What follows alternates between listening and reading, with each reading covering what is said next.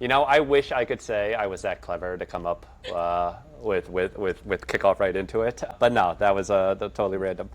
So, hey, Jack, thank you so much. Why don't we start from the very beginning? Tell us about who you are, what you're building, what Kickoff is. Yeah, just go for it. Yeah. Well, I'm Jack. I'm founder and CEO of Kickoff.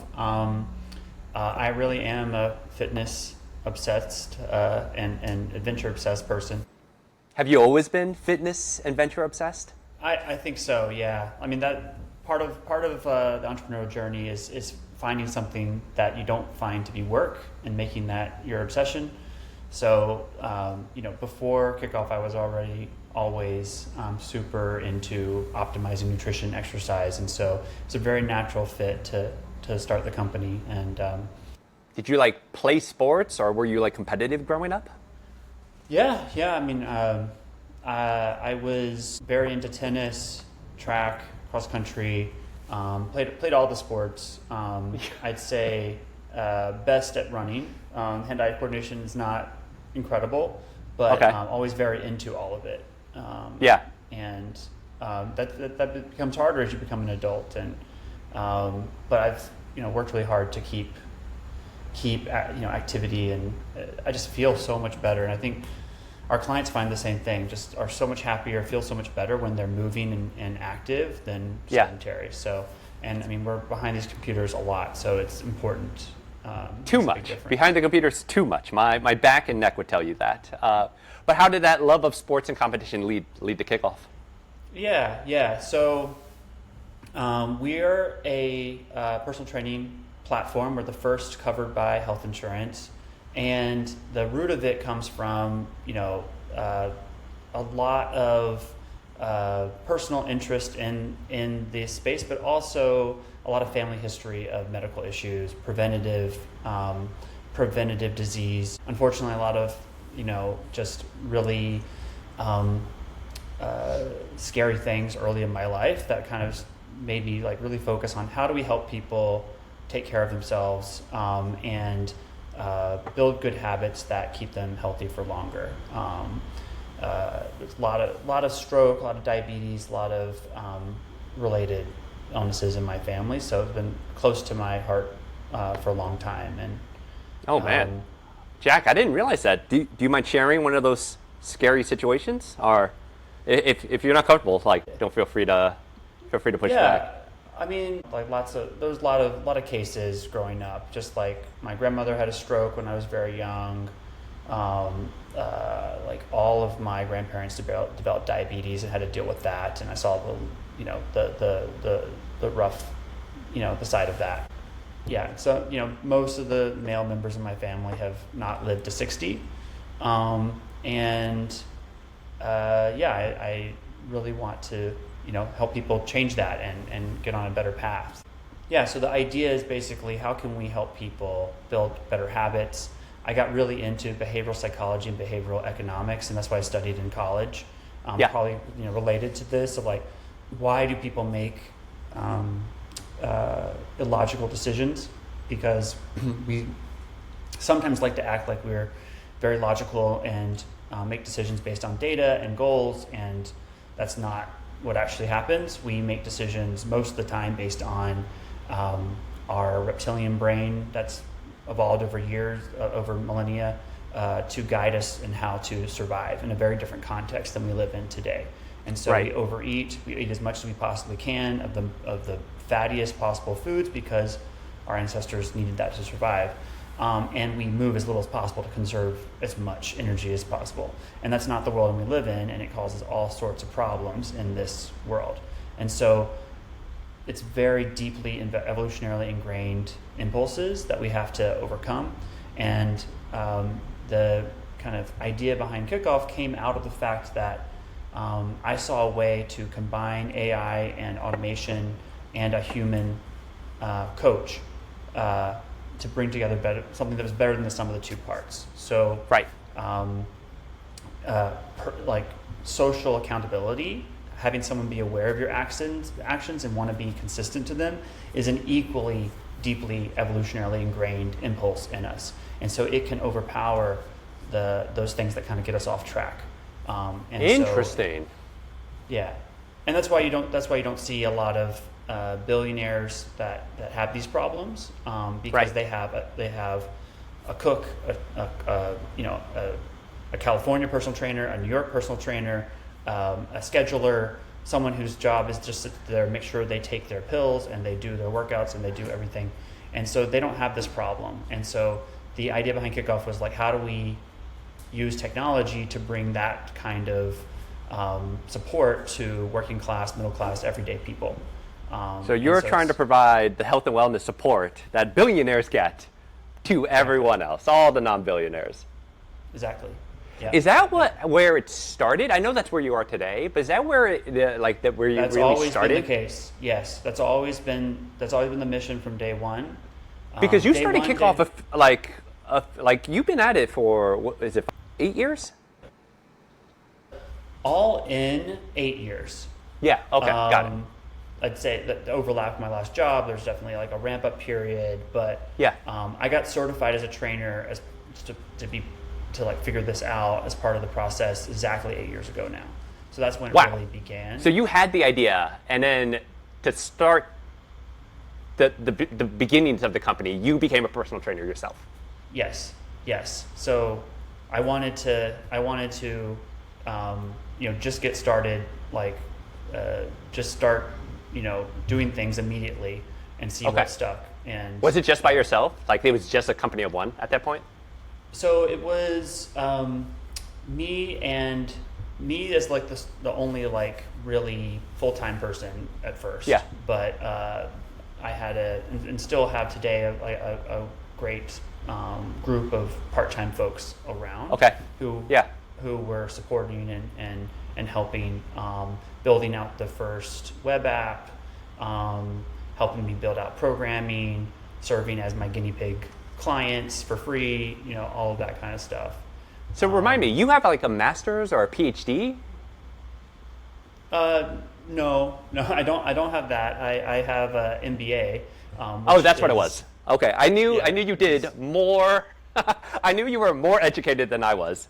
So you went through your MBA, you did your behavioral finance, and then you told your parents that you're going to become a personal trainer. Like, what was their reaction to that? Well, not exactly. I went to consulting,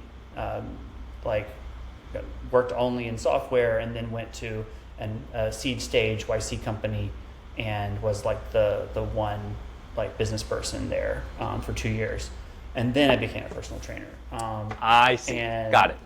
And that was very much. I mean, I never actually trained anyone in a conventional sense, but it gave me the credibility to start testing the MVP of Kickoff, and actually gave a lot of context in terms of how we should structure the workout programming. Got it. But So walk yeah, me through those early days. You were building this with a bunch of part-timers. How did you find your first customers? What did the original MVP look like? Well, very first customers were just colleagues and friends. And the MVP of MVPs was me literally training someone in a gym. But that lasted about 2 weeks, just to kind of getting the idea of how you create value for someone in that context, and like what the actual problems are. This was a time when there was no remote training. In like late 2017, early 2018, there was no remote training whatsoever. The idea of it was laughed at, like thought of it like, you can't possibly do that. No one will actually feel any accountability. And so I wanted to understand the accountability in person and think about how do we replicate that remotely.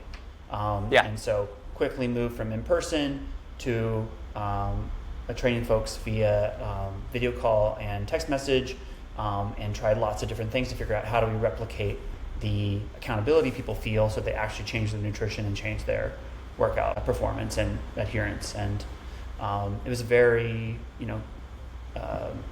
test and learn approach. So it sounds like the key insight is really realizing that the accountability drives behavioral change. Yeah, and then how do you, and then I mean, I knew that before anything started. Yeah. The question was like how to provide that accountability in a way that really Digitally. keeps people on track. Yeah. Digitally and cheaply and like ultra cheaply. That Right. Because it's insanely expensive to have a human sit there and watch you bench press. Right. So, especially if they're any good. So, and we kind of determined that through a lot of trial and error. Basically comes down to having a lot of touch points. So talking to basically texting with our clients multiple times a day, every day. But figuring out how to do that super, like for me, I still have about 20 clients of my own on the platform, and it takes me, it takes me maybe 2 minutes a day. Like it takes me almost no time. Because I'm really just overseeing like what is the plan, what is it looking like, that needs to change, like congratulate them on that. Very, very fast. Now I am the ultimate power user, but still like very, very fast. But not zero. Still the human in the loop, and that's really critical for driving behavior change. Got it.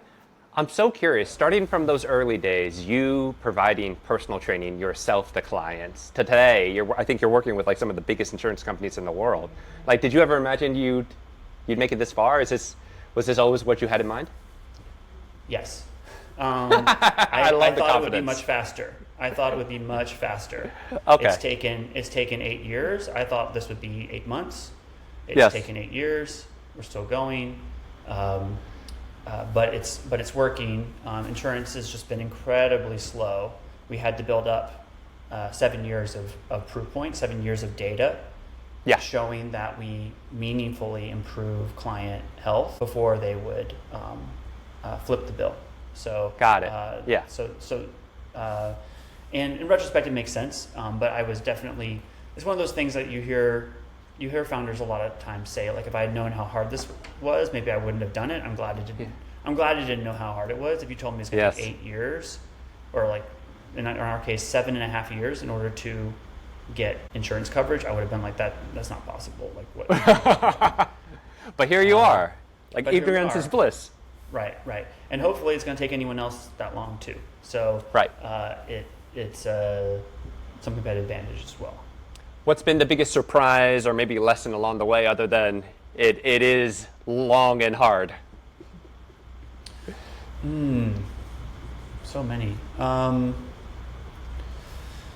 Let's see. Biggest surprise. One thing that comes to mind is that the most important thing is not the quality of the content. It's not the data. It's not the quality of the app or the UX. What matters most for clients is feeling successful. Okay. So in our context, if a client is super successful and is feeling like they're making progress, no matter how small, they are going to commit more, invest more, and continue to make progress. And if they feel like a failure, they're going to immediately quit and write negative reviews and be really, really disappointed and unhappy. And so there's a lot of, but we have to find early, concrete, real wins. They can smell a fake win a mile away. But we have to actually get them wins early and often, or they're immediately going to give up. And people give up way too often. This is true. This is also true in the entrepreneurial world, right? People give up way too often, and I think there's some amount of you need to have a glimmer of hope as an entrepreneur as well. But it's definitely true for people's wellness journeys. They need to feel like they're progressing, and that it's like how we can make that happen as quickly as possible is really key. I have so many follow-ups, but I'm gonna summarize it as, can you give me an example of like an early real win that has really unlocked, I guess, like conversion or retention for you, and an example of a fake win that you tried and customers could sniff it out? Yeah. So, big win is just logging one's nutrition for a day, not actually changing it, but just logging it in our app and just having a full accounting of what one ate. And oftentimes it's the first time that our clients have ever done that, or they've never done it concretely, comprehensively. it's pretty interesting to take a look at your full day. You can't just log 2 things, you got to do the full day so you can see, where you're doing well and where you're not doing so well. And you get a lot of insight out of that, a lot of value. Clients normally immediately see what they need to do without any feedback. And then of course we come in and give them more feedback, but that's super helpful, and the clients feel like they've accomplished something. And they haven't had to change what they're eating. They haven't had to say no to their favorite food. They haven't had to even go do a hard workout yet. But that's like a really good first win. We often try and get clients to do that even before their first call with the coach, just so they can have a baseline. They've got the ball rolling, and it's normally very obvious for the coach and client to then talk about like how we're going to make that 5% better. Let's think about like replacing the burger with a salad, or the fries with the salad, or whatever it is. So that's one that's really worked. What's not worked? I think that there's a lot of tendency to in our world for gamification, and I think we've tried to gamify too much. We've tried points. You earn some points by doing your workouts. That appeals to a small number of people. Like there's a certain gamer type that really appeals to. And it backfires with others, because if they're not absolutely crushing it, again, they don't feel successful. So I see. Right. It maybe works as long as they ace it, but the moment they don't ace it, it doesn't. So gamification is super. I think the distinction that I hear a lot. I think the Superhuman CEO talks about this a lot. Like game design is great. Thinking very carefully about how you're going to make someone like want to move a metric in a very thoughtful way, and like just think about the overall UX is great. But if you're gamifying is very easy to do, and it works on a very narrow segment of the population. Right. Got it. So Jack, we talked a lot about how you love optimizing nutrition, wellness, health, and also how hard being a founder is. So the question is like, what do you do, habit, ritual? I'm guessing the answer is work out, but like, what do you do to stay sane in such an insane job, environment? Yeah. I do exercise as much as possible, and that helps me a lot. I think Is that every day? Is that multiple times a day? It's every day, and living in New York City, I love the fact that we can bike almost everywhere. So do a lot of biking. I always have my helmet at all times. The only time I don't bike is basically when it's pouring down rain or snowing. Otherwise, it doesn't matter how cold, it's just a better way to get around. So that's a good way to get some additional exercise in. But also, that's still kind of work. Any kind of exercise is still a little bit in the work area. So, and I still love it, but and luckily the startup hasn't ruined exercise for me, but it's still a little bit close to work. So,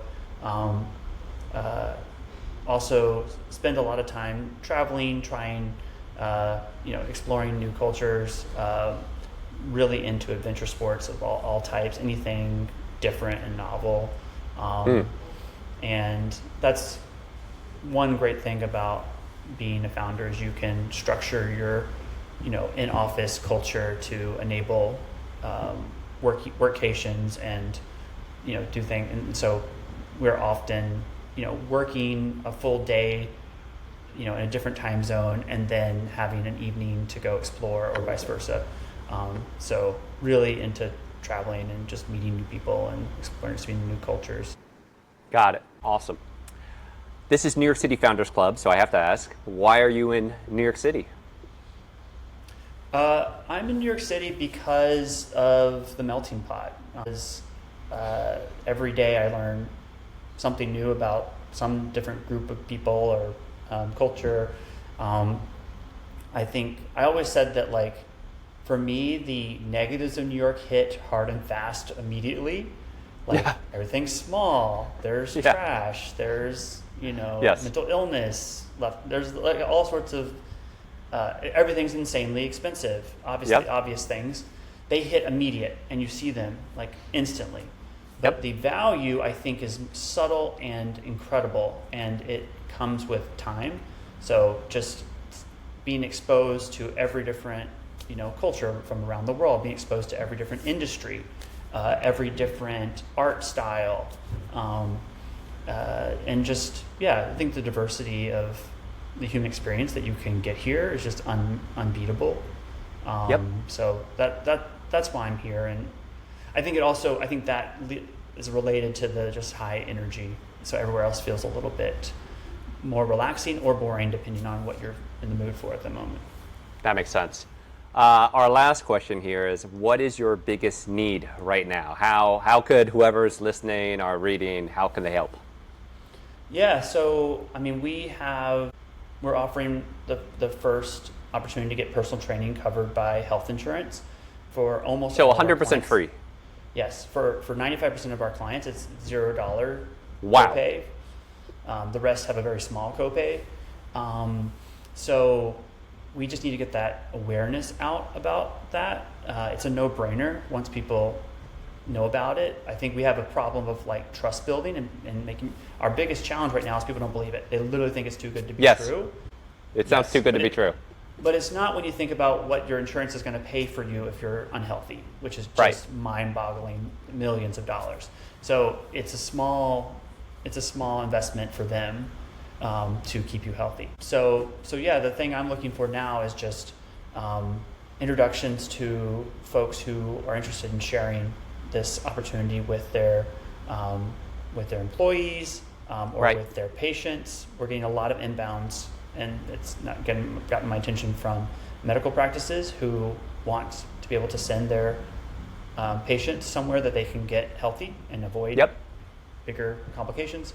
So looking for introductions and ways to get the word out to people who would value getting in shape for free. So if people want free personal training, they go to your website, or Yep. what's the best way to do it? Yep, trainwithkickoff.com. Trainwithkickoff.com. All right, perfect. Jack, thank you so much. I'll let you go back to growing 30% week over week, and that's got to take up all your time. Thank you so much. Really appreciate it. Yeah. Yeah, thank you. Thanks, guys. Talk to you later. All right, take Yeah, care. Bye. Bye. Bye.